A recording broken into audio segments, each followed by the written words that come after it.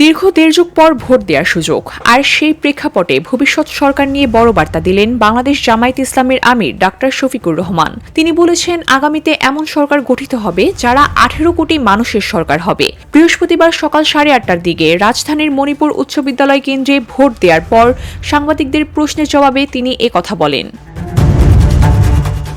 Vote কেন্দ্রের পরিবেশ নিয়ে তিনি এ সময় বলেন, আমি কেবলই এসে ভোট দিলাম।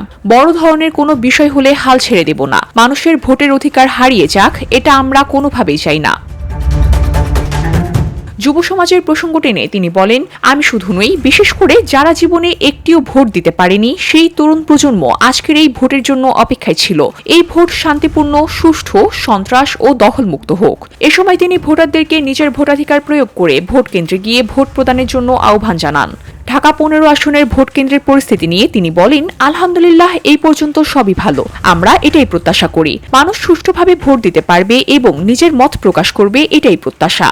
আলহামদুলিল্লাহ, এ পর্যন্ত শুরু তো হলো কেবল, এ পর্যন্ত ভালো। দেখা যাক সামনেটা কি হয়। আমরা ভালোটাই প্রত্যাশা করি, যেন শান্তিপূর্ণভাবে মানুষ তার নিজের মতটা প্রকাশ করতে পারে, ভোটটা সুন্দরভাবে দিতে পারে, যে কোনো ধরনের কোনো সমস্যা ছাড়াই।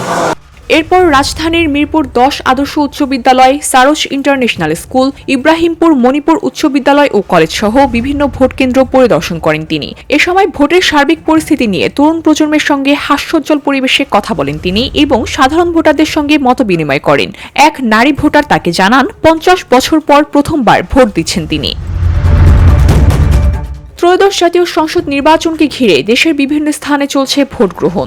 সকাল থেকেই বিভিন্ন কেন্দ্রে ভোটারদের উপস্থিতি লক্ষ্য করা গেছে। নির্বাচন কমিশনের তত্ত্বাবধানে সারা দেশে একযোগে ভোট গ্রহণ শুরু হয়েছে সকাল 7:30টায়, যা চলবে বিকেল 4টা পর্যন্ত।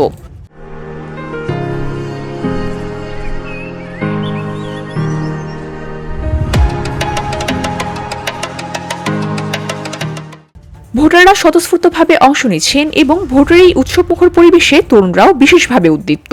দেশের ভবিষ্যৎ গঠনে সক্রিয়ভাবে অংশ নিতে মানুষ দৃঢ় প্রতিজ্ঞাবদ্ধ। VOD Bangla news desk.